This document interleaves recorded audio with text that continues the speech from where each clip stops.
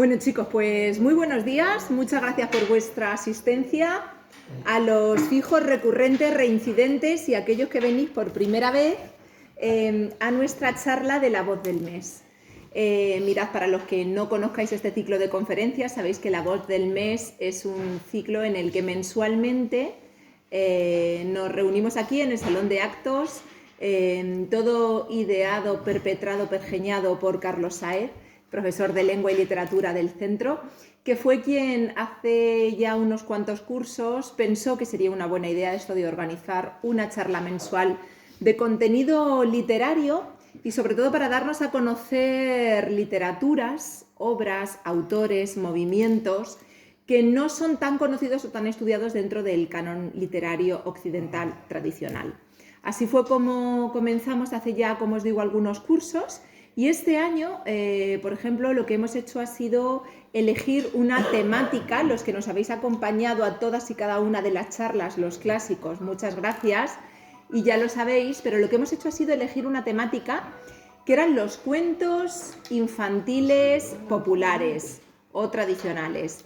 Y a lo largo de todos estos meses hemos ido hablando de cuentos, desmitificando un poco o al menos poniendo en tela de juicio o analizando si son realmente tan infantiles, si son realmente tan populares. Hemos hablado de temáticas, de escritores, de recopilaciones de cuentos, del propio contexto o del propio concepto del cuento o la narración. Y la charla de hoy ya es la última. Y es que si nosotros comenzamos todo este ciclo de la voz del mes de este curso hablando entre interrogantes de si los cuentos realmente son infantiles, Carlos quería cerrar el ciclo, ahora lo comentará él, reflexionando sobre qué es esto de infantil, qué es la infancia, qué es el concepto de infancia que nosotros tenemos y entendemos, y si siempre ha sido el mismo, si ha variado a lo largo de la historia, y si nos sirve para definir un tipo de literatura determinado según los parámetros que consideremos que es un niño o no lo es. Bueno, con todo esto yo ya me voy a callar. Como siempre sabéis que la estructura es Carlos dará su charla y ocupa el 95% del tiempo. Y luego, porque no puedo más. y porque le piso, pedimos que nos pusieran unas faldillas aquí en la mesa para que no vierais lo que pasa debajo de la mesa. Pero cuando dice una palabrota, pisotón con el tacón. Cuando veo que no sé qué, una patada, así vamos. Y yo al final leeré un pequeño texto en versión original, en este caso en inglés y en español, porque también otra de las apuestas de la voz del mes era utilizar los idiomas que enseñamos, que impartimos, que aprendemos en este centro, en este caso inglés, francés, alemán e italiano, para leer algo más que nuestro libro de texto de inglés, francés, alemán o italiano, y en este caso literatura. Así que nada, dejo a Carlos para que nos hable de esto, de la concepción de la infancia moderna. Bueno, muchas gracias. Vamos un poco a esto, ¿de acuerdo? Aquí hoy sí que voy a empezar por el título, ¿de acuerdo? Un poco de la charla, porque eso de la concepción de la infancia moderna estuve dudando durante yo creo de 3 o 4 días si llamarlo la concepción moderna de la infancia o la concepción de la infancia moderna. Yo estuve a punto de decirte, ¿el moderna va allí? Sí. Tiene aquí un poco su historia. Aquí, si os fijáis, bueno, hago una serie de juegos con la palabra niño, nacer, concepción. ¿De acuerdo? Hay la frase es de Isaías, creo que es de Isaías 9, si no me equivoco. Madre mía, ya os digo, y está comulgado. Esto de un niño nos ha nacido, un hijo se nos ha dado, sobre sus hombros el poder y su nombre será llamado Maravilla de Consejero, el Dios Todopoderoso, el Príncipe de la Paz. No me acuerdo exactamente, algo así. ¿De acuerdo? Es decir, una de las profecías, digamos, del Mesías. ¿De acuerdo? ¿Y por qué? Porque realmente podemos considerar que hay un momento en que no es que nazcan los niños ha habido siempre, ¿de acuerdo? Pero sí que nace la niñez, por así decirlo, entendida como un periodo diferenciado del resto de la vida, entendido como un periodo en el que los que pertenecen a ese periodo requieren de una serie de cuidados, atenciones, etcétera, etcétera, que antes históricamente nos había dado. De ahí lo de la palabra moderno y lo de la infancia moderna, ¿de acuerdo? Es decir, si entendemos ahora lo veremos, si entendemos la infancia como un periodo que iría más o menos hasta los 14 años, pues insisto, eso ha existido siempre, ¿de acuerdo? Pero la imagen que nosotros tenemos de la infancia no tiene nada que ver con la que había hace 100 años, incluso 50, ¿de acuerdo? No, y no digamos ya, por ejemplo, si hablamos de los romanos o hablamos de la Edad Media.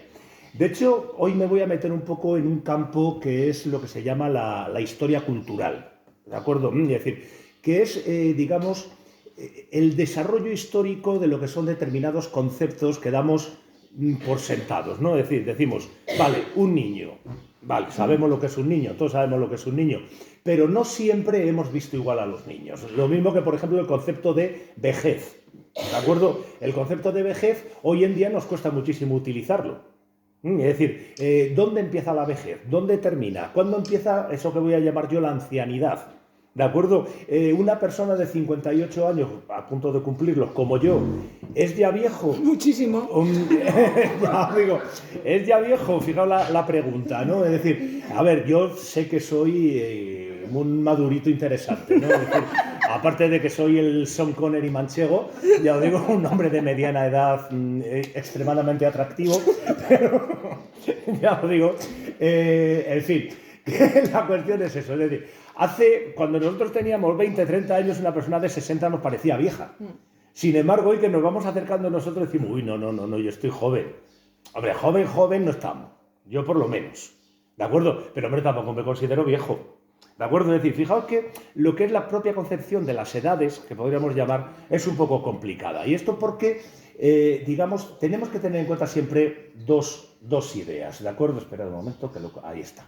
Dos ideas que son la idea de concepto y la idea de concepción. Qué bonita esta charla. ¿De acuerdo? Es decir, aquí me voy a meter en filosofía yo. A los que me conocéis de literatura, ya sabéis que yo suelo aquí meterme, ya os digo. De concepto y concepción. Esto francamente no sé exactamente de qué filósofo es, pero lo encontré por ahí y me gustó. ¿Por qué? Porque la historia cultural se maneja en eso. Es decir, cómo algo, por ejemplo, la higiene o, por ejemplo, los cubiertos, ¿de acuerdo? Lo que usamos para comer. Es decir, cómo ha evolucionado históricamente y por qué. ¿De acuerdo?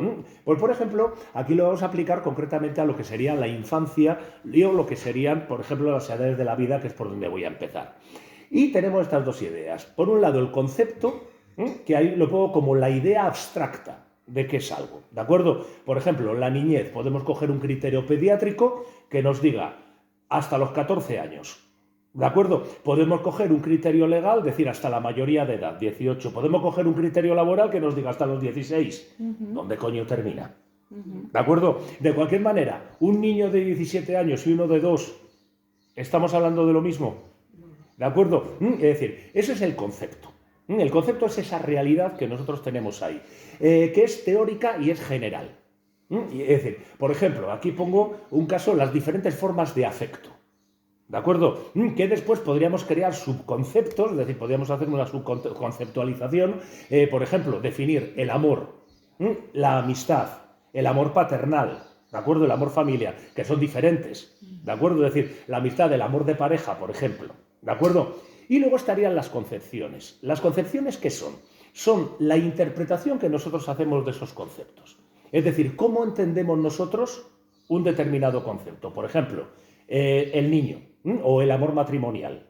El amor matrimonial no se entiende igual hoy que se entendía, por ejemplo, en el siglo XVI.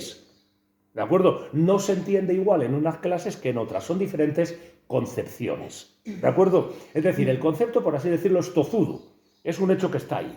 Pero la concepción es nuestra manera de interpretarlo o nuestra manera de darle forma. Esto, tened en cuenta, nosotros vivimos de concepciones. Es decir, nada de lo que pensamos que hoy es de una manera lo era hace 50, 100, 200 años. Es decir, pensad, por ejemplo, en el amor matrimonial. ¿De acuerdo? El amor matrimonial es probablemente la cosa que más ha variado. Si cogéis, por ejemplo, textos de los siglos XVI o XVII, siempre se entiende que el amor en el matrimonio es un a posteriori. Es algo que ya irá saliendo con el cariño. Sin embargo, hoy en día concebimos que en el amor matrimonial el amor tiene que ser un a priori. Es decir, tiene que ser algo que esté antes de la relación de pareja. ¿De acuerdo? Fijaos que en este caso estamos moviéndonos prácticamente en 180 grados. ¿De acuerdo? De desplazar el propio concepto de amor, digamos, a un lado o a otro. Es decir, que el concepto es básicamente práctico. Es decir, y además tiene una característica que, digamos, gotea. O mejor podremos decir que escurre. Es un concepto que utilizan los anglosajones, se llama dripping, ¿de acuerdo? Que es cuando estas concepciones, conceptos, ideas vienen de arriba abajo. ¿de acuerdo? Es decir, empiezan por las clases altas y van pasando a las clases bajas. ¿Por qué? Porque normalmente lo que se produce es un deseo de imitación por parte de las, digamos, clases menos pudientes económicamente por imitar a las más pudientes. No se suele dar al revés, ¿de acuerdo? Salvo, bueno, por algún tipo de romanticismo y cosas de este tipo, pero habitualmente se produce de arriba abajo. De hecho, cuando yo voy a hablar ahora de la infancia, pongamos por caso, que es de lo que voy a hablar básicamente, voy a hablar del concepto de la clase media y clase alta, es decir, y cómo eso va pasando. Es algo que nace, ya os digo, en las clases, fundamentalmente en las clases medias altas y además inglesas, ¿de acuerdo? Y de ahí va pasando, digamos, a las clases bajas y va pasando un poco al resto de Europa. Porque tened en cuenta que, claro, todos estos conceptos, ¿de qué dependen? Dependen de eso que yo llamo la ideología.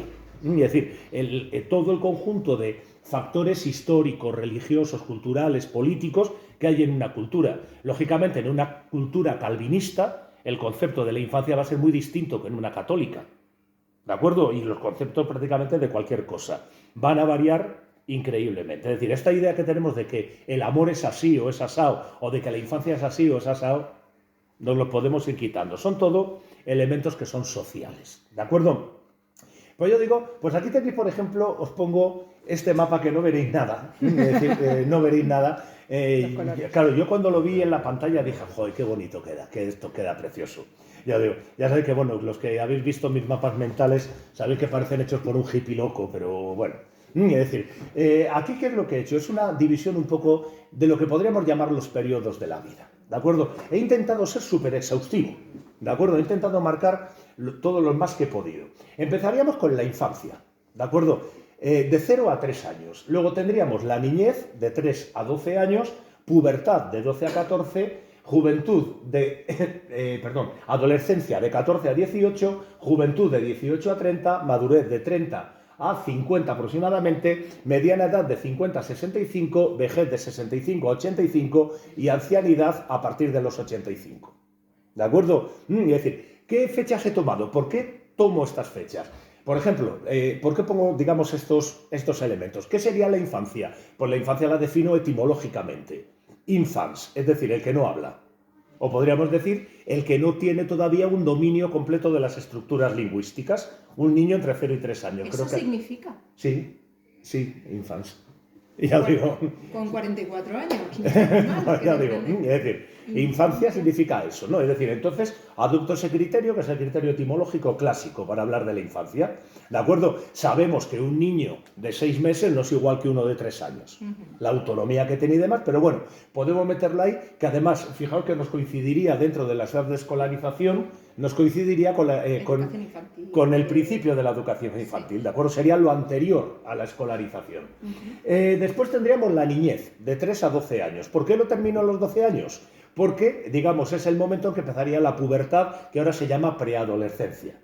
Es decir, el momento en que aparece la menarquia en las chicas y el momento en el que aparecen los caracteres sexuales, tanto primarios como secundarios. ¿De acuerdo? Es decir, digamos, es la entrada en la vida reproductiva. ¿De acuerdo?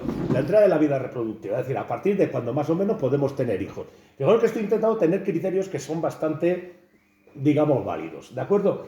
Y terminaríamos en los 14. ¿Por qué en los 14? Pues por eso, porque termina la vida pediátrica. ¿De acuerdo? Si los médicos dicen a partir de los 14 yo al niño ni lo miro, pues ya está. ¿De acuerdo? Es decir, pues alguna razón tendrán los pediatras. Digo yo, ¿de acuerdo? ¿Hasta dónde la extiendo? La adolescencia hasta los 18 años. Quería haberla extendido solo hasta los 16, por el tema de la vida laboral, pero he preferido el criterio en España de los 18 años como mayoría de edad. ¿De acuerdo? Es decir, que supone ya, digamos, una categoría de ciudadano, por así decirlo, de primera, independiente, responsable ante la ley, etcétera, etcétera. ¿De acuerdo? La juventud hasta los 30 años, bueno, pues aquí seguro que habrá gente que me mate, pero bueno, ¿de acuerdo? Hasta los 30 años, más o menos. ¿Por qué? Porque te dan el carnet joven hasta los 35. No lo sé hasta cuándo dan el carnet joven. Sé que antes era hasta los 28. Ya lo digo. 35. Los 30 ha sido, francamente, por poner, digamos, un límite, ¿de acuerdo? Es decir, por poner un límite y porque más que nada sobre los 30 salvo, bueno, condiciones económicas un poco tales, cuando ya más o menos casi todas las parejas están establecidas y normalmente se empieza a tener hijos. ¿De acuerdo? Es decir, parto de ese criterio. Es decir, para la madurez estaría marcada por el matrimonio, podríamos decir, entre comillas. ¿De acuerdo? Entre comillas. Y lo extiendo hasta más o menos hasta los 50 años. ¿Por qué? Porque a los 50 años, por ejemplo, es cuando suele aparecer ya la menopausia. Ya lo digo, la he mirado y me he acordado. La menopausia, ¿de acuerdo? Es decir, ¿qué supone para las mujeres el final de la vida fértil? ¿De acuerdo? Es decir, el final de la vida reproductiva. La he extendido hasta los 55 años. ¿De acuerdo? La he extendido hasta los 55 años porque aquí depende un poco de cada caso. Hay casos que se dan a los 40, casos que se dan a los 60. ¿De acuerdo? Y a partir de ahí, pues empezaría la mediana edad. La mediana edad, que es un invento nuevo. ¿De acuerdo? Es un invento nuevo, porque antes se extendía la madurez hasta los 65. Pero claro, a ver, un señor de 55 y uno de 30 no comparten edad. ¿De acuerdo? Yo lo siento en el alma, pero es que no es así. ¿De acuerdo? Entonces, si hemos inventado eso de la mediana edad, que es ese punto en el que ya no somos jóvenes, hemos pasado la madurez, pero todavía seguimos activos laboralmente, probablemente en lo mejor de nuestra carrera laboral, yo por lo menos como me siento ahora, ¿de acuerdo? Y llegaría hasta los 65. ¿Por qué los 65? Porque es la edad de jubilación. ¿De acuerdo? Es decir, es la edad de jubilación. Termina ese periodo que tenéis aquí en la segunda columna, en la segunda fila, en azul oscuro, que es la vida laboral. ¿De acuerdo? Y a partir de ahí empezaría la vejez. ¿De acuerdo? Es decir, esa fase en la que ya no somos productivos, ¿de acuerdo? Aunque sigamos teniendo una autonomía. Y he puesto los 85, espero que mi padre no me mate, ¿de acuerdo? Es decir, como principio de la ancianidad. ¿De acuerdo? La ancianidad es una época en la que ya habitualmente, creo que 85 años es una edad ya como para considerarlo, ¿de acuerdo? Donde ya los achaques empiezan, digamos, empezamos a tener más problemas físicos que en otros periodos. Hablo en general, ¿de acuerdo? Estos son generalizaciones brutales. Creo que no es mala, ¿de acuerdo? Pero si os vais, por ejemplo, a Galeno, dividía 4. Eran la primavera, verano, otoño e invierno. ¿De acuerdo? Si vais a San Isidro de Sevilla, eran 7. ¿De acuerdo? Yo creo que he puesto 9, no sé cuántas he puesto. ¿De acuerdo? Eran 7, ¿por qué? Porque el 7 es el famoso número mágico de todas las clasificaciones. Otros meten 12, los 12 apóstoles. ¿De acuerdo? Es decir, las clasificaciones de las edades pueden variar infinitamente. Yo he puesto esta, ¿por qué? Porque me ha dado la gana. Y os la he explicado muy bien, ¿verdad? O sea, os he puesto unos criterios que habréis dicho, Dios mío, en mi vida he visto una división tan buena como esta. Es decir, y fijaos que además, digamos, la comparo con ciertos elementos. Por ejemplo, las famosas 3 edades, la tercera edad que llamamos. ¿Cuáles son la primera y la segunda? Pues la primera sería la de la escolarización, la segunda la vida laboral y la tercera, digamos, la vida después de la jubilación. ¿De acuerdo? La tercera edad, que fijaos que también es un concepto amplísimo. ¿Qué abarca tercera edad? ¿Desde cuándo empieza la tercera edad? Consideramos que empieza más o menos en la jubilación. ¿De acuerdo? Y luego tendríamos la vida reproductiva, que la marco ahí porque es, digamos, creo que es un factor importante y además históricamente lo ha sido mucho. ¿De acuerdo? Es decir, esto cualquiera podría cambiarlo. ¿Por qué? Porque usaría unas concepciones diferentes de las que utilizo yo. ¿Estaría mal? No. ¿De acuerdo? Igual que la mía tampoco está mal. La mía parte de unos criterios que yo os he explicado, pero fijaos en un detalle. He mezclado criterios biológicos con criterios laborales, criterios políticos, criterios legales. Y no pasa nada, ¿verdad? Debería pasar. ¿De acuerdo? Porque se debería utilizar únicamente un criterio, sin embargo he utilizado un montón de ellos. Es decir, que es una manera de que veáis las concepciones. ¿De acuerdo? Es decir, las concepciones yo he utilizado una que a mí me ha dado la gana, es decir, y funcionan, pero cualquier otra que vosotros pudierais hacer funcionaría exactamente igual de bien. ¿De acuerdo? Por ejemplo, extender por la infancia, digamos, incluimos la infancia y la niñez. Lo llamamos niñez y los tiramos hasta los 16, hasta los 12 años. De los 12 a los 16 decimos la adolescencia, bien, o los tiramos hasta los 20. ¿Por qué no? En algunos países la mayoría de edad está en los 21. ¿De acuerdo? ¿Dónde está el problema? Podemos estirarlo un poco como nos dé la gana. Yo he intentado utilizar eso. Digamos, edades legales, digamos, criterios pediátricos, criterios biológicos, un poco para explicarlo, pero que vamos, que cualquier otra explicación podría ser exactamente igual de buena. ¿Por qué? Porque estoy utilizando una ideología, ¿de acuerdo? Estoy utilizando unos conceptos. Aquí veis cómo cualquiera puede utilizarlos, ¿de acuerdo? Bueno, pues vamos concretamente con ese periodo que llamábamos la niñez, ¿de acuerdo? De la infancia no vamos a hablar, ¿de acuerdo? De la infancia no vamos a hablar porque la infancia es un periodo que eso está más en manos de las madres, en manos de tal, y digamos que no nos afecta tanto en cuanto que básicamente no son lectores. Y como no son lectores, fuera con ellos. ¿De acuerdo? Es decir, la niñez. Y vamos a ver un poco esto de lo que llamo yo las concepciones premodernas, ¿de acuerdo? Cómo se fue viendo al niño hasta, digamos, este siglo XIX, esta época victoriana, 1834-1901, ¿de acuerdo? Es decir, aquí vais a ver que las imágenes son tremebundas, ¿de acuerdo? En algunos casos son tremebundas. Decía, esto tener en cuenta que yo parto, como siempre, yo nunca parto de cero en estas charlas. ¿De acuerdo? Aquí me he apoyado en varios autores de esto, digamos, de esta historia cultural de la niñez, que empieza en 1961 con un libro fundamental de Philippe Aguies, que se titula El niño en el antiguo régimen. ¿De acuerdo? Que es el libro que inaugura el estudio de la infancia. Antes no se había escrito nada, nunca. ¿De acuerdo? Y él empieza con este estudio, que es uno de los estudios, cuando leí luego todo el mundo cita a Aguies o para darle la razón o sobre todo para decir, no tenía ni puta idea. ¿De acuerdo? ¿Cuál es la importancia de Aguies? Que abrió camino. ¿De acuerdo? Abrió camino. Eres el que fue con el machete, abrió todo esto y luego vino un montón de gente que se encontró con el territorio que había dejado Aguies.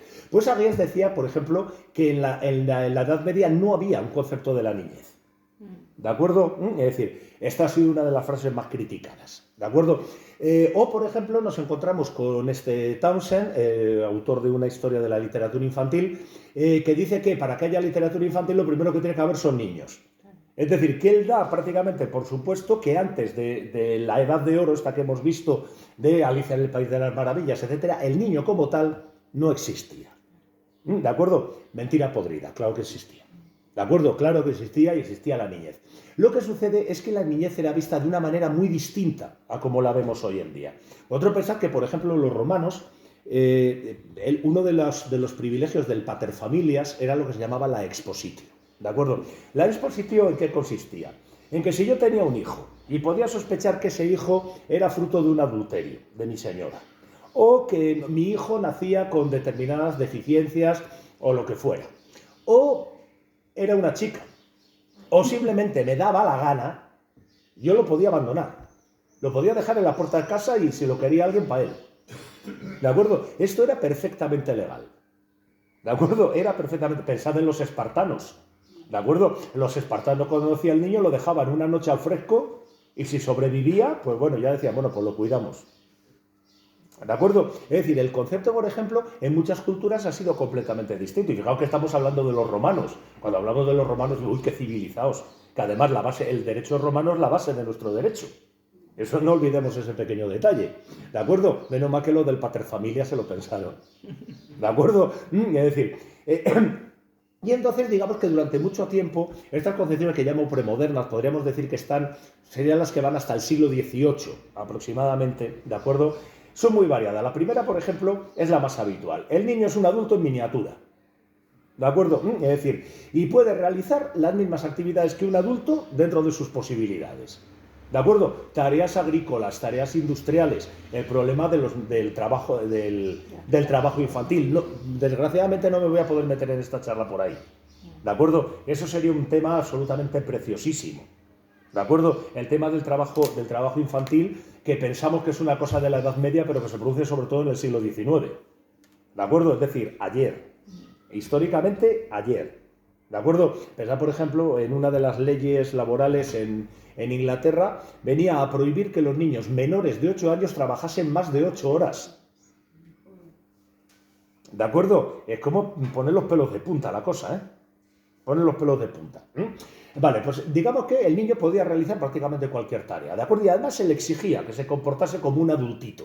Hasta se les vestía de adultito, ¿de acuerdo? Es decir, se cogía la misma ropa que llevaba el padre y se le ponía en miniatura al niño.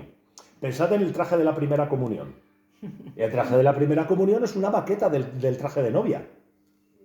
Fijaos ese detalle, es una maqueta. ¿De acuerdo? Más chiquitito, porque claro, la niña es más chiquitita. ¿De acuerdo? Y ya no digamos los de los niños, de almirante y estas cosas, ¿de acuerdo? Es decir, creo que ahora ya la cosa es un poco más sensata, ¿de acuerdo? Pero sí, vamos, antes cuando eran las comuniones parecía eso el desfile de la hispanidad, era algo tremendo, el desfile de las Fuerzas Armadas, ahí que el que no iba de coronel de aviación iba de almirante, era una cosa, solo les faltaba a algunos ir a caballo, pero bueno, un caballito chiquitito también, ¿de acuerdo? Bueno, pues la cuestión es esa, es decir, esta visión del adulto en miniatura que va a perdurar mucho tiempo, ¿de acuerdo? Y además este niño se le veía de una manera utilitaria, ¿de acuerdo? En principio como garante de la transmisión del patrimonio, ¿de acuerdo? Es decir, el niño iba a heredar las propiedades de la familia, el patrimonio de la familia. Al niño había que, no voy a decir quererle, ¿de acuerdo? Pero sí cuidarle para garantizarlo. ¿Qué había que hacer para garantizar? Tener un montón de hijos. ¿De acuerdo? ¿Por qué? Porque la mitad de los niños se morían antes de los 10 años. ¿De acuerdo? Aparte de los que se quedaban huérfanos y demás. Joder, es que aquí hay unas cifras más bonitas. Ya digo. Pero bueno, es decir, se utiliza como garante de la transmisión. Esto, lógicamente, en las clases más altas. ¿De acuerdo? Es decir, ¿esto implicaba algún tipo de inversión afectiva hacia el niño?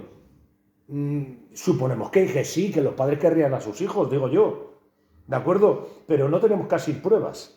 ¿De acuerdo? No tenemos casi pruebas. Es decir, al niño desde pequeño se le entrenaba, ¿para qué? Para ser el gestor de las propiedades de la familia. Y en las clases más bajas, digamos, el niño es parte de la unidad productiva. Es decir, de esa unidad productiva que es la familia. ¿De acuerdo? Esta terminología marxista, para referirme a la familia, a lo mejor a algunos ha puesto los pelos de punta. Pero es que la familia no siempre ha sido una unidad afectiva, como es ahora, sino que ha sido una unidad productiva durante siglos. ¿De acuerdo? En el campo, en las, en la primera industria, etcétera. ¿De acuerdo? Me refiero a unidad productiva porque aquí he querido ser especialmente frío. ¿De acuerdo? He querido ser especialmente frío. Es decir, el niño forma parte y, a ver, el sueldo lo tiene que aportar a la familia. ¿De acuerdo? Pensad en la palabra proletario. ¿Qué es un proletario? El que tiene prole. ¿De acuerdo? ¿Para qué? Para tener más sueldos en casa. ¿De acuerdo? Esto puede parecer una tontería, pero de verdad que no lo es. ¿De acuerdo? Luego, el niño no tiene personalidad propia y es un reflejo de los padres. Esto de, hijo mío, tú eres un Mackenzie. ¿De acuerdo? Es decir, esto que hemos visto en tantas películas inglesas y americanas. ¿De acuerdo? Tú eres un Mackenzie. Es decir, a lo mejor resulta que es el Mackenzie tonto, pero se tiene que comportar como si fuera un Mackenzie listo. ¿De acuerdo? Es decir, es un reflejo de lo del Mackenzie, me ha quedado muy bien.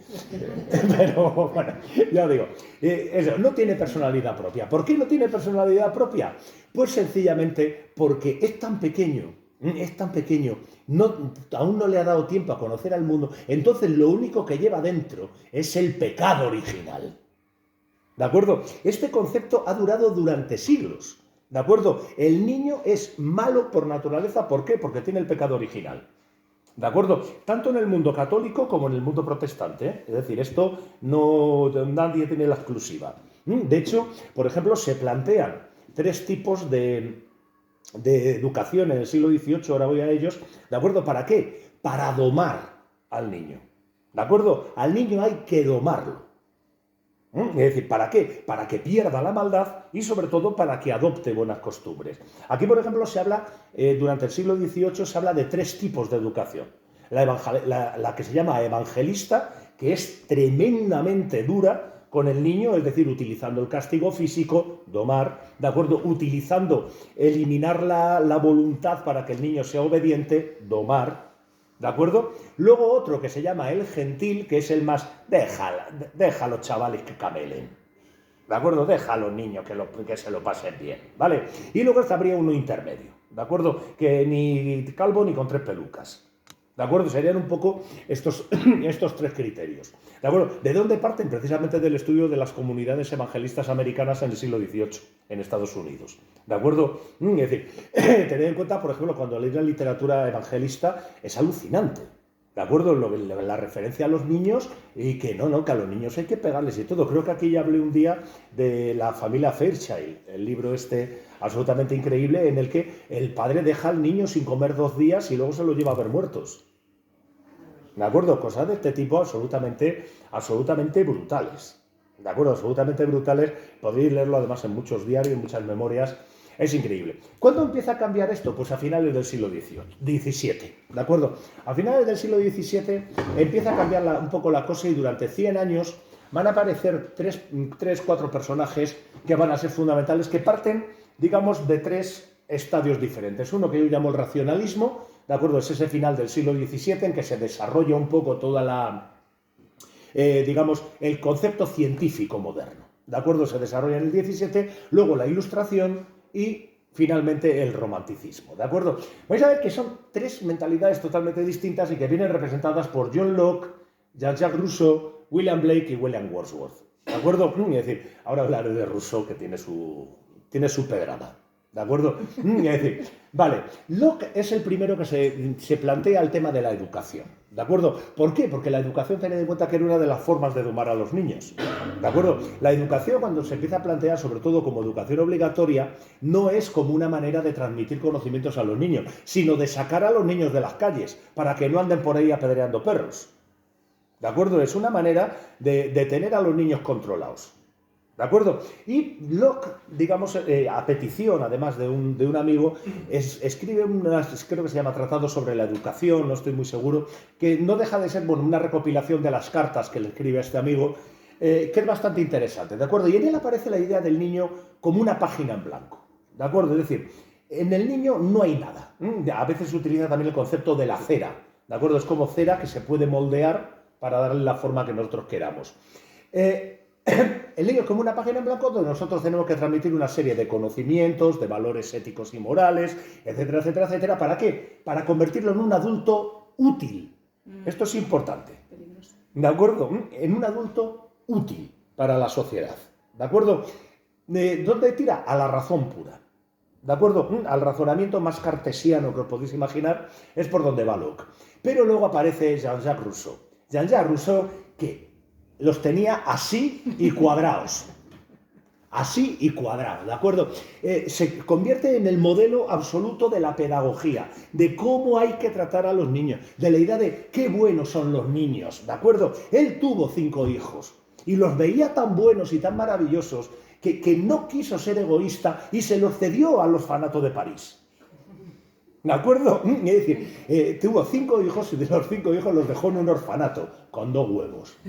¿De acuerdo? Y luego se pone a darnos lecciones de cómo hay que educar a los hijos.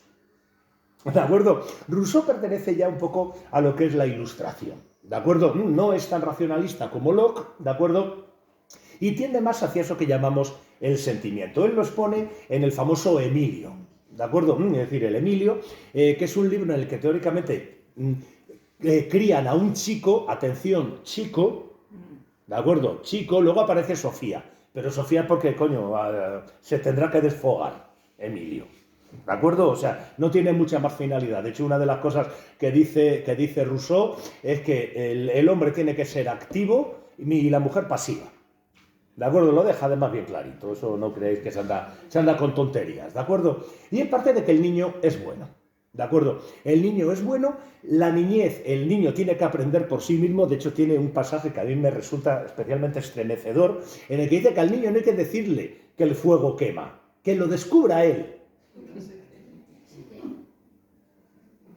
A ver, menos mal que llevó a los hijos al orfanato. ¿De acuerdo? Fue un acto de amor. O sea, fue un acto de amor, efectivamente, lo de llevar a los hijos al orfanato. Ese hombre tenía más peligro que una caja bombas.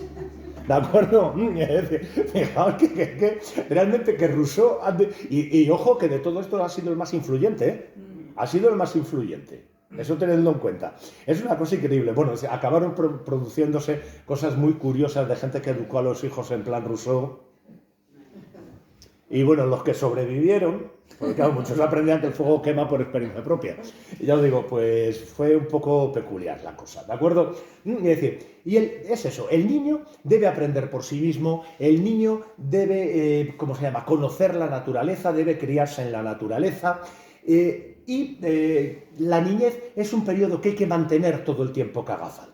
¿De acuerdo? Ya llegará la vida madura y acabará con la niñez, porque la niñez es el mejor periodo de la vida. Fijaos, esto es la primera vez que aparece. Esta idea de la niñez como un periodo deseable, como un periodo valorado positivamente. ¿De acuerdo? Esto es importante. ¡Tatanchan! Hemos encontrado ya uno de los elementos que van a configurar un poco nuestra concepción de la niñez. ¿De acuerdo? Por eso os decía que Rousseau es tan importante. Aunque tenía un morro, ¿de acuerdo? O sea, que este señor venga a darnos lecciones es que es alucinante. Y los últimos que tenéis ahí ya en el romanticismo son dos poetas, ¿de acuerdo? William Blake y William Wordsworth. Los dos ingleses, los dos de principios del romanticismo, ¿de acuerdo? Que estos señores, sobre todo Blake, a ver, Blake yo no sé qué fumaba, pero quiero saberlo, ¿de acuerdo? Es decir, quiero saber qué fumaba Blake porque veía la vida de una manera muy curiosa, ¿de acuerdo? Es decir, bueno, pues, ¿qué surge en estos señores? Parten de ese concepto de la inocencia rusoniana, ¿de acuerdo? Pero digamos que lo van a llevar a... El niño viene directamente de Dios, acaba de estar en el paraíso y todavía tiene visiones del paraíso que le hacen ver el mundo de una manera distinta, la fantasía, ¿de acuerdo? ¿Qué es la fantasía infantil? Recuerdos del cielo, ¿de acuerdo? Por decirlo de alguna manera. Bueno, vamos a dejarlo así, ¿vale? Es decir, esta es la idea un poco que van a tener sobre todo Blake, ¿de acuerdo? Pero Blake, insisto, Blake fumaba cosas muy raras, ¿de acuerdo? Y si no las fumaba, yo creo que sí las fumaba. Pero bueno, ya os digo, si no las fumaba se las comía o las ennifaba o se las metía por vena. Ya os digo, está un poco muy, tenéis que ver alguna parte de la obra de Blake, ¿eh? O sea, Blake cuando se ponía es una cosa tremenda, ¿de acuerdo? Y aquí va a surgir ese concepto de la imaginación, ¿de acuerdo? Fijaos, otro de los conceptos que nosotros tenemos. ¿De acuerdo? Pero este romanticismo lo que va a hacer es, con esas visiones del paraíso, esa imaginación, van a convertir al niño en un ser completamente irracional. Ojo que para los románticos el irracionalismo era bueno, ¿de acuerdo? Que era una especie de Dios, ¿de acuerdo? Es decir, de hecho, por ejemplo, es una época en la que va a aumentar el culto del niño Jesús y cosas de este tipo, no me voy a meter por ahí. ¿De acuerdo? Pero, por ejemplo, hay cuadros incluso en el que aparece la niñez representada casi de una manera divina. ¿De acuerdo? Es decir, una cosa bastante curiosa. ¿Qué implicaba esto? Que esa visión tenía que ser respetada. ¿Por qué? Porque era una visión absolutamente sincera que los adultos habíamos perdido. ¿De acuerdo? Y entonces el niño tenía que ser protegido. ¿De acuerdo? Ya no es lo de Rousseau, mantener la infancia hasta donde dure. No, proteger la infancia. ¿De acuerdo? Aquí también hay que tener en cuenta que estamos entrando en la revolución industrial. Y la cantidad de niños huérfanos que hay es tremenda, ¿de acuerdo? Es la época, digamos, de oro, entre comillas, por favor, entendedme, de los orfanatos, hospicios, etcétera, etcétera. ¿De acuerdo? ¿Por qué? Porque todos esos niños que quedaban en la calle, que perdían al padre, a la madre o a los dos, ¿de acuerdo? Muchas veces antes de los 5 años, ¿de acuerdo? Es una cosa muy importante. Entonces surge esta idea de la protección de la infancia. Fijaos cómo estos tres autores van a ir conformando elementos de lo que es nuestra visión, ¿de acuerdo? La idea de orientar al niño, ¿de acuerdo? La idea de preservar la infancia, la idea de la infancia como época positiva y sobre todo la protección al niño, ¿de acuerdo? Surge con estos tres autores, ya os digo, que son un poco los que van a cambiar la concepción, hasta que llegamos a esta concepción moderna, que es un poco en la que me voy a centrar. Leo, digamos, la niñez es una etapa de desarrollo en la que el niño debe evolucionar naturalmente y en la que toda la sociedad debe salvaguardar su inocencia y ayudarle en su búsqueda de la felicidad. Cuando no estoy de acuerdo con algo, tiradme una piedra. ¿De acuerdo? Bien. Para ello debe recibir una educación en casa y en la escuela que desarrolle sus potencialidades y no interfiera con su ocio y tiempo de juego, manteniéndole además alejado del mundo laboral y de otras facetas de la vida adulta, política, sexualidad, etc. Bien. Nadie me tira nada. Su salud física y mental debe ser una prioridad tanto para la familia como para el Estado, que velará además para garantizar sus derechos como ciudadano de primera. Muy bien, te votamos. ¿Falta algo? ¿Sobra algo? Creo que no, ¿no? Creo que es más o menos correcto. ¿De acuerdo? Este es nuestro concepto. ¿Qué tiene que ver esto con el niño en miniatura? O sea, con el adulto en miniatura. Absolutamente nada. Fijaos, se ha producido un cambio brutal. Es decir, el niño debemos mantener su infancia, debemos proteger su infancia, pero sin embargo debemos esa idea de la salvaguarda. ¿De acuerdo? Tanto por parte del Estado como por parte de la casa, de la familia, por parte de la escuela. Es decir, el niño se convierte en un elemento que debe ser protegido por la sociedad en conjunto. ¿De acuerdo? Esto Si os fijáis, hoy en día nos parece un avance, a lo mejor dentro de 100 años les parecerá una chorrada y vuelvan a la esclavitud infantil, yo qué sé, ¿de acuerdo? Es decir, pero en principio este es nuestro concepto, el concepto que nosotros creemos que es como se debe tratar a los niños. Esto es lo que hace que la expositio nos parezca una barbaridad, que el trabajo laboral en el siglo XIX nos parezca una barbaridad, ¿de acuerdo? ¿Por qué? Porque esta es la concepción que nosotros hemos generado, ¿de acuerdo? Pues es una concepción en el ahora, está claro, pero también en el aquí. Efectivamente, en el aquí y en el ahora, porque en otros países esto no tiene por qué funcionar, efectivamente. ¿De acuerdo? En otros países no tiene por qué funcionar. ¿Quiere decir eso que traten mal a los niños? No. Se les trata desde otra concepción. ¿De acuerdo? Esto es una idea que a nosotros nos cuesta mucho pensar, lo del el aquí y el ahora. ¿De acuerdo? Es que en el siglo XXI en Europa... Ya, pero es que Europa no ha estado siempre en el siglo XXI, ni todo el mundo es Europa. ¿De acuerdo? Yo tengo una amiga, chicos, y es que viene al caso de esto, que trabaja en una ONG de protección a la infancia y a madres solteras en Italia. Y digo, ¿qué tal? Pues mira, todo súper bien, los niños muy ricos, en el hogar están muy bien, tal. Digo, todo bien, sin problema. Y dice, bueno, lo único, las madres africanas. Y digo, pues ¿cuál es el problema con las madres africanas? Y dice, pues que su concepción, me decía ella en italiano, de criar a sus hijos y proteger a sus hijos es que ellas salen a la calle a hacer un recado y ellas tiran para adelante andando y el niño va andando detrás de ella. Y le tienes que decir, cógele de la mano para cruzar la calle, vete por aquí que le puede pillar un coche, no sé qué. Dice, y la madre africana te dice que eso no es criar a su hijo. Que criar a su hijo es darle la independencia de que el niño vigile, mire por... Dice, entonces yo me mato diciendo, por favor, dale la mano para cruzar por esta carretera, ten cuidado que no sé qué. Dice, y ella se mata con la misma autoridad diciendo, pero ¿qué tipo de madre te crees que soy? Yo tengo que cuidar y proteger y criar a mi hijo. Entonces me decía ella, y son chicas jovencísimas, son chicas de mi edad, pero la idea de cuidar, proteger, criar, ser buena madre, para mí como italiana, no es la de la madre de Nigeria. Claro, es que ¿hasta qué punto debe llegar esa protección? ¿Hasta qué punto debemos establecer la burbuja? ¿Cómo tiene que ser de gorda la burbuja? Claro, y la madre nigeriana decía, es que eso no es ser buena madre. Sí, claro. Y ella decía, no, que lo que no es ser buena madre es darle la mano a tu hijo para cruzar la carretera. Sí, y ella dice, pero ¿cómo le voy a dar la mano a mi hijo? Mi hijo tendrá que venir detrás de mí, tendrá que estar pendiente. Claro. Fijaos, y yo cuando me lo planteo dije, ostras, lo de siempre, ¿no? Creernos en la posesión de la verdad absoluta. No, yo llevo 30 años en la docencia, ¿de acuerdo? Llevo 30, casi 30, bueno, dentro de unos meses son 30. ¿De acuerdo? Casi 30 años en la docencia y he visto pasar chavales, ¿de acuerdo? En institutos. Y yo me he dado cuenta de que cada vez los chavales son menos autónomos. ¿De acuerdo? ¿Por qué? Porque a lo mejor hemos hecho la burbuja demasiado grande y demasiado gorda. ¿De acuerdo? Y hace poco leí un artículo sobre por qué los que somos de los años 60, 70, básicamente, hemos sido más autónomos. ¿De acuerdo? Es decir, ¿por qué? ¿Porque teníamos otra dieta? No, sencillamente porque nuestros padres estaban trabajando y nosotros hacíamos la vida prácticamente solos. ¿De acuerdo? No como ahora, el niño, mientras yo no estoy en casa, lo dejo con tal o lo mando a, es decir, lo tenemos siempre al niño controlado, bajo techo. ¿De acuerdo? ¿Hasta dónde debe llegar? Yo, que no soy padre, hasta donde llegan mis conocimientos, yo digo, es decir, sí, nunca digáis, ¿de acuerdo? Es decir, hasta donde yo sé no soy padre. Entonces no voy a ser el que se meta en este berenjenal, ¿de acuerdo? Pero sí que creo que sería un tema de reflexión importante, sobre todo para los padres. Es decir, de hasta dónde tenemos que proteger a los chicos. Hay cosas que me parecen absolutamente lógicas, por ejemplo, Internet, ¿de acuerdo? Pero coño, yo cada vez que veo una pandilla de chavalitos por la calle, se me caen las lágrimas de la alegría. Porque veo una cada 3 meses. De una cada 3 meses. Yo me acuerdo cuando íbamos todos por la calle y haciendo ruido y de todo. Eso era una gozada. Y jugando al fútbol en las trapas. Claro, todo eso se ha perdido, ¿de acuerdo? Se ha perdido y yo creo que por un exceso de protección, ¿de acuerdo?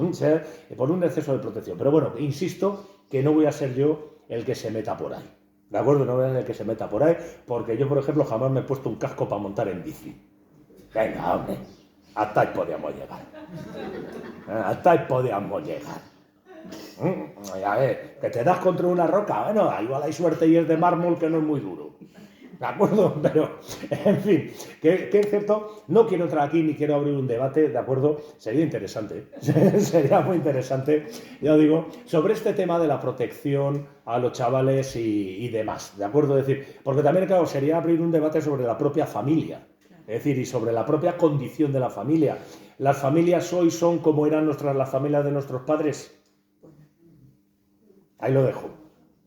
¿De acuerdo? Ni para bien ni para mal. Simplemente estoy diciendo. Y claro, nosotros muchas veces le pedimos a nuestros hijos que se comporten como cuando nosotros éramos hijos, pero sin embargo nosotros no somos padres como lo eran nuestros padres. ¿De acuerdo? Vamos a dejarlo ahí, ¿De acuerdo? Vamos a dejarlo ahí, que mi conocimiento de los chicos es profesional. ¿De acuerdo? Bueno, y los veo en los anuncios y para de contar. ¿De acuerdo? Sí, ya saben, mi amor por la infancia es tendente a cero. ¿De acuerdo? Tendente a cero. Pero bueno, a ver, son criaturas del Señor y lo bueno que tienen es que luego crecen. ¿De acuerdo? Lo bueno que yo siempre he visto la infancia como un sarampión. Lo pasas y ya está. ¿De acuerdo? Y a lo mejor te quedan picores, pero un poco más. ¿De acuerdo? Bueno, pues yo digo, pues digamos que esta concepción de la moderna de la niñez, ¿dónde surge? Surge en la Inglaterra victoriana. ¿De acuerdo? Surge en la Inglaterra victoriana, llamamos Inglaterra victoriana al periodo en el que está la reina Victoria, 1834-1901. Aunque luego culturalmente la extendemos hasta casi principios del siglo XIX, la extendemos luego por el otro lado hasta la Primera Guerra Mundial, ¿de acuerdo? Es que los ingleses son muy de cada vez que tienen un rey poner la era no sé qué. ¿De acuerdo? El rey Manolo I, la era manolina. ¿De acuerdo? El rey Gustavo II, la era gustaviana. ¿De acuerdo? Tienen esta puñetera manía de ponerles los nombres, porque de hecho cuando muere la reina Victoria empieza la era eduardiana, porque entra su hijo Eduardo. ¿De acuerdo? Haya o no cambios sociales, ellos lo meten. ¿De acuerdo? Bueno, pues digamos que en la época de la reina Victoria se van a producir un montón de factores en Inglaterra que van a condicionar este cambio. Definitivamente, ¿de acuerdo? Por un lado, bueno, una cierta estabilidad política, o casi una estabilidad política bastante grande, comparada con, por ejemplo, la época de los Jorges anterior, que madre mía, sabía, soy un puñetero disparate, ¿de acuerdo? Es decir, digamos, ese impulso imperial que ellos van a tener, que les va a hacer entrar en contacto con otras culturas y recibir determinados productos muy importantes, pensad que la primera emperadora de la India es precisamente la reina Victoria, ¿de acuerdo? Y aparte, la propia reina Victoria, ¿de acuerdo? Que aunque de puertas para afuera se comportaba como si fuera una burguesa, se hacía fotos con sus 12 hijos, y tened en cuenta que esos 12 hijos que tuvo acabaron casándose con todas las casas reales europeas, por eso hoy en día se le llama la abuela de Europa, a la reina Victoria, porque todos los reyes descienden, todo lo que hay en Europa, descienden de una manera o de otra de la reina Victoria, ¿de acuerdo? Todos. Por lado materno, lado paterno, todos, no es que ni uno se libra, ¿de acuerdo? Pues digamos que... ¿Dónde estaba? Ah, sí, por un lado, digamos, tenía esta imagen burguesa de hacerse fotos con sus hijos, con su marido, esa idea de que con su marido Alberto eran un matrimonio feliz, etcétera, etcétera, etcétera, etcétera. Parece ser que no lo eran tanto, pero bueno, luego esa viudez larguísima de la reina Isabel cuando muere Alberto, que pertenece a él, es decir, esos valores burgueses completamente, pero que luego, curiosamente, de puertas para adentro, reforzó el protocolo de una manera salvaje en Westminster, ¿de acuerdo? Es decir, por ejemplo, esta inició una cosa que a mí me encanta, para decir, aquí estoy yo y que soy la reina, ¿de acuerdo? Que era en las cenas, se le ponía el plato a todo el mundo. Cuando terminaba la reina se le quitaba el plato a todo el mundo, estuviera como estuviera, ¿de acuerdo? Estuviera como estuviera, es decir, che, que soy la reina, oiga, ¿de acuerdo? La reina Victoria inicia también un periodo que va a llamar Hobson, un historiador inglés, la invención de la tradición, ¿de acuerdo? Porque se tuvieron que inventar todas las tradiciones seculares que tienen los ingleses, ¿de acuerdo? Por ejemplo, los desfiles en carroza, ¿de acuerdo? Los desfiles en carroza eran algo tan asentado en Inglaterra que para el primer desfile en la boda de la reina Victoria, el primer desfile en carroza, tuvieron que comprar una carroza porque no tenían, ¿de acuerdo? O sea, para que veáis la tradición que había, cero. ¿De acuerdo? Pues no, todas las tradiciones seculares inglesas surgen en 1834, que lo sepáis, ¿de acuerdo? También los kilt escoceses y una serie de cosas, pero bueno, ¿de acuerdo? Aquí se lo inventa casi todo. Fue un periodo, se lo pasaron muy bien, ¿eh? Se lo pasaron muy bien inventando cosas. Yo digo, bueno, de hecho, por ejemplo, todo lo que son el cinturón de castidad, el 90% de las cosas que veis por ahí de que usaba la Inquisición para matar a los judíos, se lo inventaron los escritores victorianos. ¿De acuerdo? Otro pensad en el cinturón de castidad. Eso acaba provocándote una sepsis que te deja en el sitio. ¿De acuerdo? Porque, coño, las necesidades habrá que hacerlas, y eso es de hierro. ¿De acuerdo? Ahí lo dejo. ¿De acuerdo? Es decir, de hecho, el único por ahí que se conserva tal es de la época victoriana. ¿De acuerdo? El cinturón de castidad, eso era absolutamente, en fin, vamos a dejarlo, pero pensad en la higiene, ¿de acuerdo? Solo pensad en la higiene. Dejadlo, creo que así entro bien por aquí.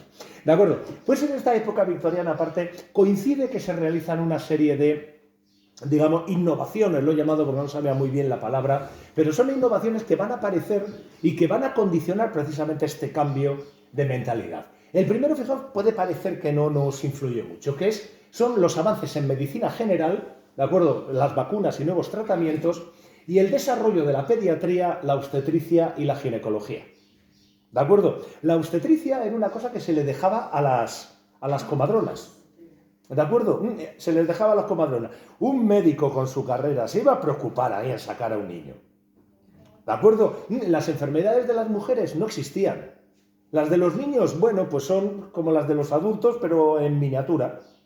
¿De acuerdo? No se empiezan a preocupar de esto hasta que llega el siglo XIX. Y ojo que esto no va a ser rápido, ¿eh?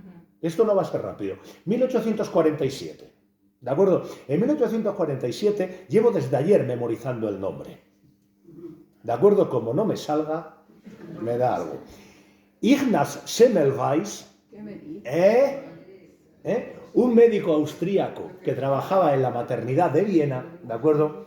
Se empieza a dar cuenta de que, coño, en su sección apenas había mujeres que morían por fiebres puerperales, mientras que en las otras caían como moscas. Así que este tío comienza a estudiar las diferentes secciones y dice, bueno, ¿qué hacen ellos que no hago yo o qué hago yo que no hacen ellos? Y empieza a mirar, y se da cuenta de que él, entre parto y parto, se lavaba las manos con hipoclorito de sodio.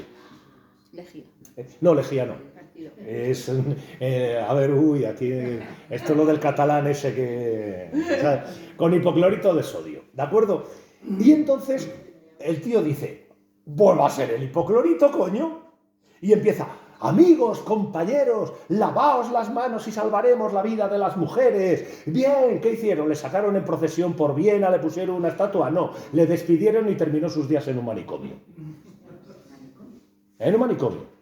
¿De acuerdo? Es decir, fijaos, porque según los psiquiatras de la época, estaba obsesionado con los gérmenes, que era una cosa que no existía. Claro, no había evidencias microscópicas de la existencia de los gérmenes. Entonces, claro, era una cosa que no existía. ¿De acuerdo? Era algo que existía en la teoría. Pues fijaos cómo acabó la cosa. ¿De acuerdo? ¿Por qué cito este caso? Porque mezcla la ginecología, la obstetricia y la pediatría. ¿De acuerdo? Mete un poco las tres cosas. ¿De acuerdo? Es decir, empieza a haber estos avances. Y además se van a producir mejoras en la dieta alimenticia de la gente. Especialmente el consumo de fruta. ¿Por qué? Por el imperio. ¿De acuerdo? Por el imperio, precisamente.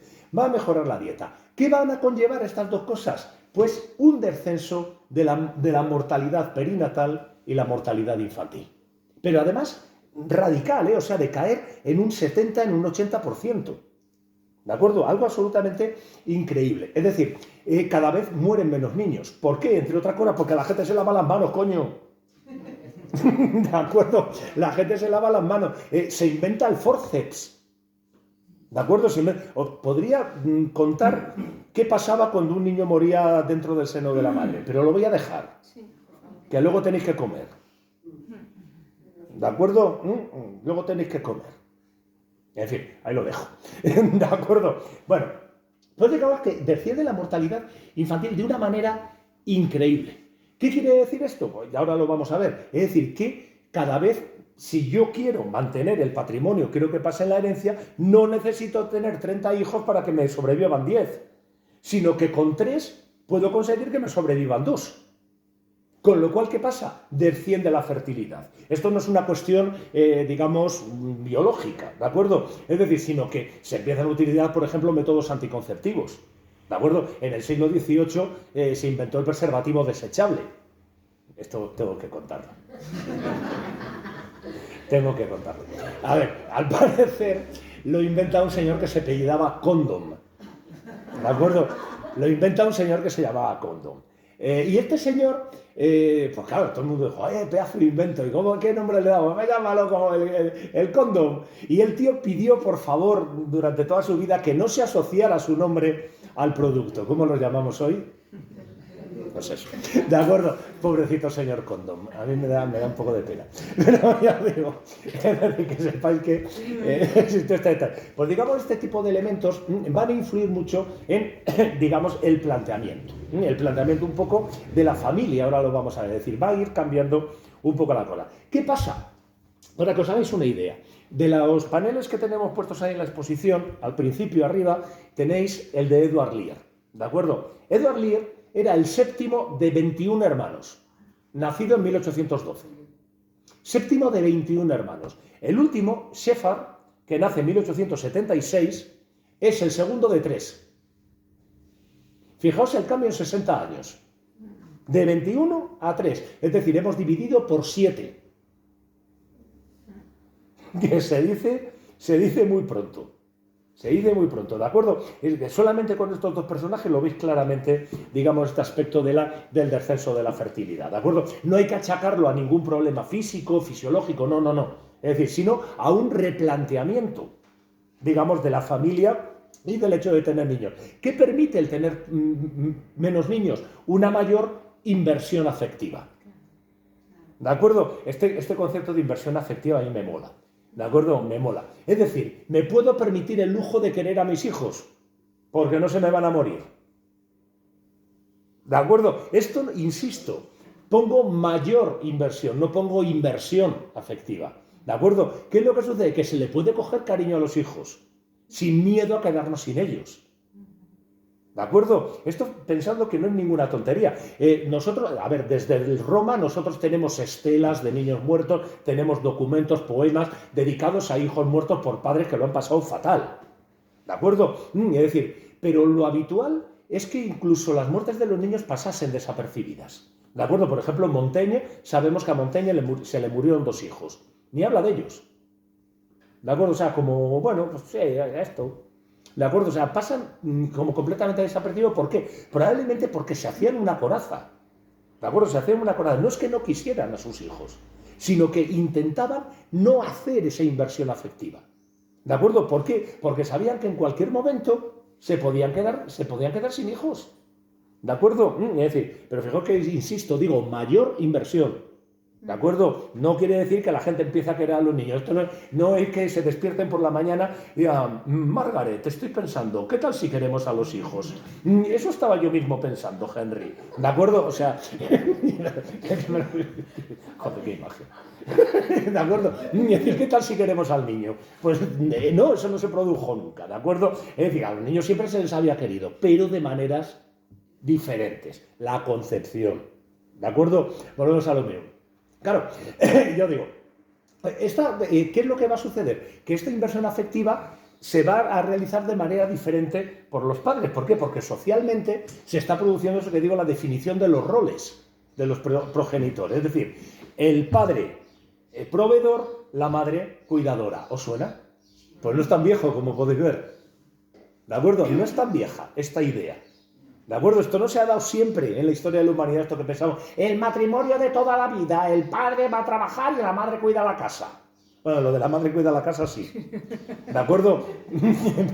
pero yo digo, pero la cuestión es que estos papeles están sumamente establecidos. El padre proveedor, la madre cuidadora, se van a empezar a dar ahora. Pero ojo, porque dentro de lo que era la sociedad victoriana, aquí hay un punto muy curioso. Por un lado, ¿esto a qué va a llevar?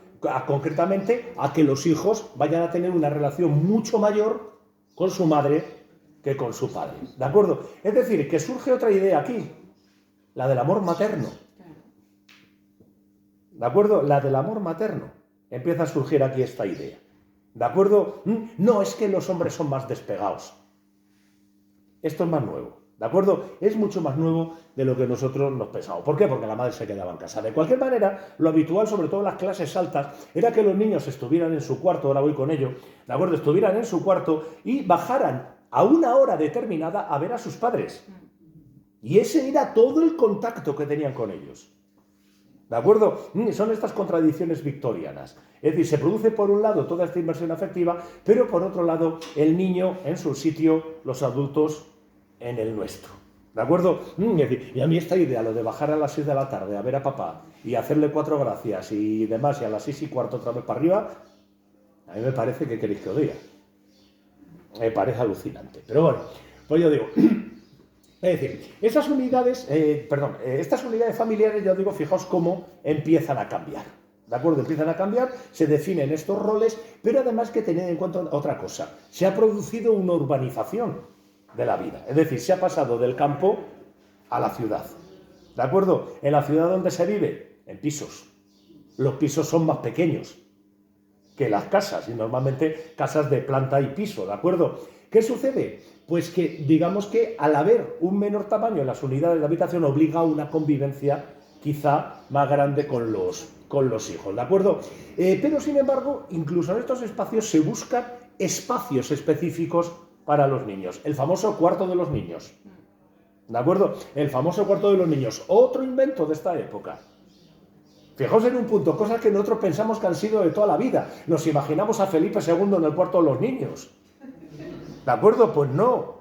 ¿De acuerdo? No. Es decir, fijaos un poco en estos detalles porque es muy curioso. Muchas de las cosas que nosotros damos por absolutamente asentadas tienen 100, 200 años.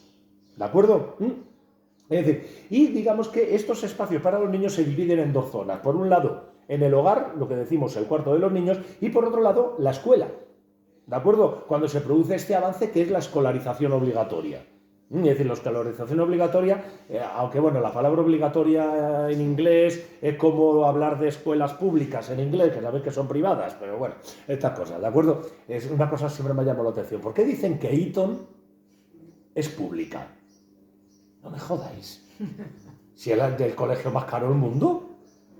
En fin, los ingleses, pero ya sabéis que es que conducen por el otro lado, miden en yardas, a ver, hay que quererlos, ¿de acuerdo? Son criaturas del Señor, pero hay que quererlos. Yo digo, es decir, la escolarización obligatoria empieza a surgir también aquí. Y ojo, que la escolarización obligatoria va a traer una cosa que es la conciencia de las necesidades del niño. ¿De acuerdo? Nos damos cuenta de que el niño va a necesitar cosas. Por ejemplo, si queremos que el niño ande bien, hay que comprarle un tacatá. Si lo queremos sacar de paseo, hay que comprar un carrito. Tenemos que vestir al niño. El niño tiene que ir al colegio con un uniforme, libros de texto, juguetes, etc. ¿Qué entra aquí? ¡Tadán! Por fin, después de 7 charlas en este curso, voy a mencionar la economía. ¿De acuerdo? Yo me iba todos los días a casa diciendo, Dios mío, no he dicho nada de economía, no he dicho nada de economía. Es decir, por fin, ¿de acuerdo? Por fin me sale la economía. Bueno, la aparición de la economía de mercado, ¿de acuerdo? Pensad que esta es la época... No es el mío, ¿no? No. Pensad que esta es la época, entre otras cosas, en la que surgen los grandes almacenes. ¿De acuerdo? Harrods en Londres, por ejemplo, en Lafayette en París, digamos, surgen todo este tipo de elementos de la economía de mercado. Y la economía de mercado ve a los niños y dice, coño, ahí tenemos un nicho. ¿De acuerdo? Ahí tenemos un nicho. Podemos hacer juguetes, libros para niños, ropa para niños, ¿de acuerdo? Es más, libros no solo para niños, guías para padres. ¿De acuerdo? En esta época salen como los champiñones. ¿De acuerdo? Tenéis guías, miles de guías para padres. Luego llegaría el doctor Spock y luego se comería el pastel. ¿De acuerdo? Sabéis que el otro día leía una estadística, no sé hasta qué punto es verdadera, que es el 4º libro más vendido de la historia. El manual de padres del doctor Spock. Que no es el de las orejas de Star Trek. ¿De acuerdo? Es un doctor que se apellidaba Spock. A ver, suena cachondeo, pero es así. ¿De acuerdo? Es decir, entonces, ¿esto qué hace? Que cada vez el niño va resultando más visible.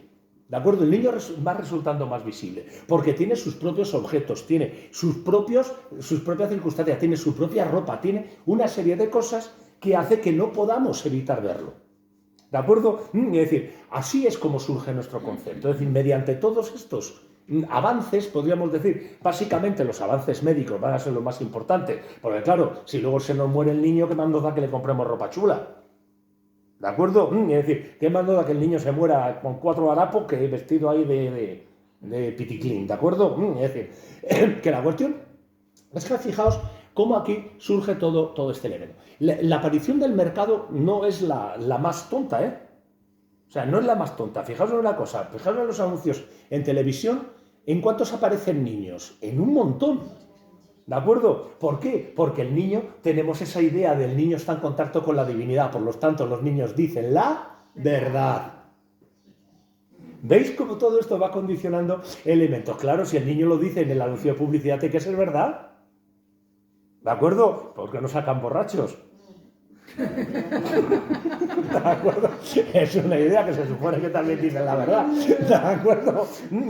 Pero fijaos, ya os digo, en todo este tipo de elementos es muy importante esta aparición del mercado. ¿De acuerdo? Esta aparición de la economía es muy importante. ¿Por qué? Porque nos ayuda a diferenciar estas etapas.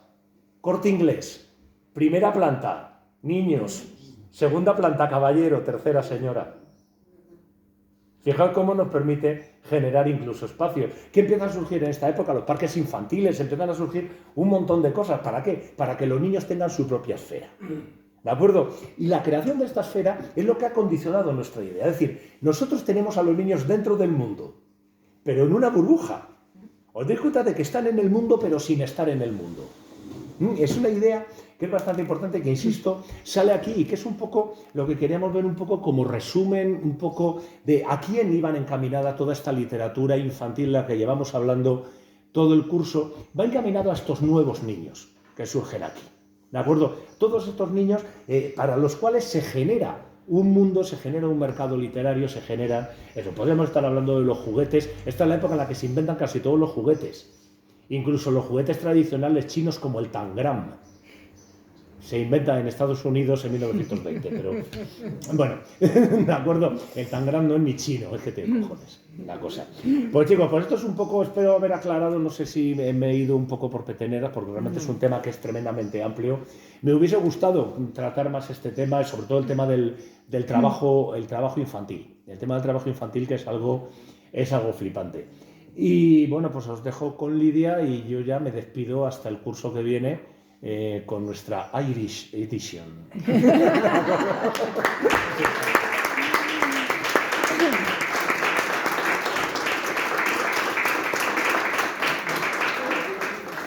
Bueno chicos, hemos pasado un pelín de la hora, pero ya veis que ha merecido la pena porque es un tema fascinante y además del que todos tenemos. No siempre pasa esto, Carlos, no sé si lo has notado, no siempre tenemos algo que opinar o que aportar de la charla que nos da Carlos, ¿verdad? Hay veces que solamente estamos aquí babeando, escuchando lo que dice y ya está. Y pero yo siento mucho haber tenido que cortar el debate porque hubiese quedado un debate Pero el tema de la infancia es verdad que nos apasiona porque además todo el mundo tenemos como la referencia de nuestra propia infancia y en qué infancia entendemos que necesitamos crear para nuestros hijos o nuestros niños cercanos y no es tan sencillo. Carlos ha seleccionado como texto para que leamos juntos el primer capítulo de Peter Pan, porque estamos hablando de niños, estamos hablando de crecimiento y creemos que es... Y del cuarto de los niños. Efectivamente. Y creemos que va directo a eso. Entonces, si os parece, como ya vamos regular de tiempo, voy a leer simplemente el primer párrafo, que es maravilloso. Lo que pasa es que ya le tengo tanta manía al autor, hijo mío, después que ya leo Peter Pan y digo, a ver, ¿qué ha escrito este cascazo de persona? Pero el primer párrafo de Peter Pan está muy bien. Lo leo en inglés y luego ya os leo el texto en español. All children, except one, grow up. They soon know that they will grow up. And the way Wendy knew was this. One day, when she was 2 years old, she was playing in a garden, and she plucked another flower and ran with it to her mother. I supposed she must have looked rather delightful, for Mrs. Darling put her hand to her heart and cried, "Oh, why can't you remain like this forever?" This was all that passed between them on the subject. But henceforth Wendy knew that she must grow up. You always know after you are 2. 2 is the beginning of the end. Es como dicta sentencia. Y dice en español: todos los niños, menos 1, crecen. Desde muy pronto saben que van a crecer. Y Wendy lo supo de la siguiente manera. Un día, cuando tenía 2 años, estaba jugando en el jardín. Cogió una flor y corrió con ella hacia su madre. Supongo que en ese momento estaba encantadora, porque la señora Darling se llevó la mano al corazón y exclamó: «Ojalá pudieras quedarte así para siempre». Fue todo lo que ocurrió entre ellas, pero desde ese instante Wendy supo qué tenía que hacer. Todos nos enteramos de eso a los 2 años. Los 2 años son el principio del fin. Vivían, por supuesto, en el número 14, y hasta la llegada de Wendy, su madre era la persona más importante de la calle. Era una dama encantadora, de mentalidad romántica y con un dulce pliegue burlón en la boca. Su mentalidad romántica se parecía a esas cajitas que nos vienen del misterioso Oriente. Por mucho que abráis una tras otra, siempre quedan más dentro, y en su boca dulcemente burlona siempre había un beso que Wendy nunca pudo alcanzar, a pesar de estar allí, bien visible, en la comisura derecha de los labios. El señor Darling la conquistó de la siguiente manera. Todos los caballeros que habían sido adolescentes en la época en que era una jovencita descubrieron al mismo tiempo que estaban enamorados de ella, y todos echaron a correr a su casa para declararle su amor, menos el señor Darling, que tomó un coche y llegó el primero. Así la consiguió. Lo había conseguido todo de ella, todo menos la última de las cajitas y el beso. De la caja nunca supo nada y del beso, con el tiempo, acabó renunciando a él. Wendy pensaba que tal vez Napoleón habría podido conseguirlo, pero yo me lo imagino intentando su conquista y luego marchándose furioso y dando un portazo. El señor Darling solía vanagloriarse delante de Wendy de que su madre no solo le quería, sino que lo respetaba. Era uno de esos hombres profundos que lo saben todo de cotizaciones y de acciones. En realidad, nadie entiende gran cosa de todo eso, pero él daba la impresión de entendido en la materia y algunas veces decía que las cotizaciones subían y que las acciones bajaban de una manera que habría inspirado respeto a cualquier mujer. La señora Darling se había casado de blanco y al principio llevaba las cuentas a la perfección, incluso con alegría, como si se tratase de un juego, y sin olvidarse de anotar hasta la más pequeña col de Bruselas. Pero poco a poco empezaron a olvidársele coliflores enteras y en su lugar aparecieron figuritas de niños sin cara. Los dibujaba cuando tenía que estar haciendo sumas y restas. Eran presentimientos de la señora Darling. Wendy llegó primero, luego John y después Michael. Una semana o 2 después de la llegada de Wendy, sus padres se preguntaron si podrían quedársela, porque era una boca más que alimentar. El señor Darling estaba muy orgulloso de su hija, pero, muy preocupado por la honorabilidad, se sentó en el borde de la cama de la señora Darling cogiéndole la mano y calculando gastos, mientras ella le lanzaba una mirada suplicante. Estaba decidida a correr el riesgo, pasara lo que pasase, pero él no hacía las cosas así, sino con papel y lápiz. Y cada vez que ella le confundía haciéndole sugerencias, tenía que volver a empezar desde el principio. «No me interrumpas», decía él en tono de súplica. «Tengo aquí 1 libra con 17 y 2 libras con 6 en la oficina. ¿Puedo suprimir el café de la oficina? Pongamos 10 chelines, es decir, 2 libras, 9 chelines y 6 peniques. Con tus 18 chelines y 3 peniques, en total 3 libras y 9 chelines. ¿Quién se ha movido? 8 libras, 9 chelines, 7, me llevo 7. No digas nada, cariño, más la libra que le prestaste a aquel hombre que vino a llamar a nuestra puerta. Calla, niña. Me llevo, niña. ¿Ves? Ya me he equivocado. He dicho 9, 9 y 7, sí. He dicho 9, 9 y 7. El problema es, podemos intentarlo durante 1 año con 9 libras, 9 chelines y 7 peniques. Claro que podemos, George, exclamó ella. Pero se ponía de parte de Wendy cuando, de los dos, era él en realidad el que tenía el carácter más fuerte. Acuérdate de las paperas, le advirtió él en tono casi amenazador, y siguió calculando. Paperas 1 libra. Eso es lo que he anotado, pero me atrevería a decir que no bajara de 30 chelines. No digas nada. Sarampión 1 libra y 5. La rubeola media guinea. En total 2 libras, 15 chelines y 6 peniques. No muevas así el dedo. La tosferina. Pongamos 15 chelines. Y así sucesivamente, con un total siempre distinto. Pero al final Wendy terminó siendo aceptada, con las paperas reducidas a 12 chelines con 6 y los 2 sarampiones confundidos en uno solo. Con John ocurrió exactamente lo mismo y Michael se libró por los pelos, pero ambos se quedaron en casa y no tardó en verse a los 3 dirigiéndose en fila hacia el jardín de infancia de la señorita Folsom, acompañados por su niñera. A la señora Darling le gustaba respetar las conveniencias y el señor Darling tenía verdadera pasión por no diferenciarse en nada de sus vecinos. Por eso, como es lógico, tenían una niñera. Como eran pobres, debido a la cantidad de leche que bebían los niños, su niñera era una perra terranova bastante remilgada, llamada Nana, que no había pertenecido a nadie en particular antes de que la contrataran los Darling.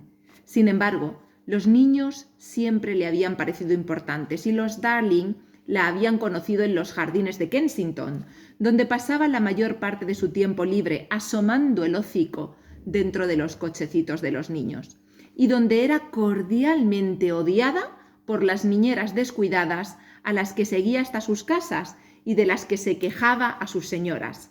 En su papel de niñera resultó ser una verdadera joya. ¡Qué cuidadosa era a la hora del baño! Y se levantaba en cualquier momento de la noche si alguno de los niños que tenía encomendados hacía el menor ruido. Por supuesto, su caseta estaba instalada en el cuarto de los niños. Tenía un talento especial para reconocer si una tos requería solo un poco de paciencia o un calcetín de lana alrededor de la garganta.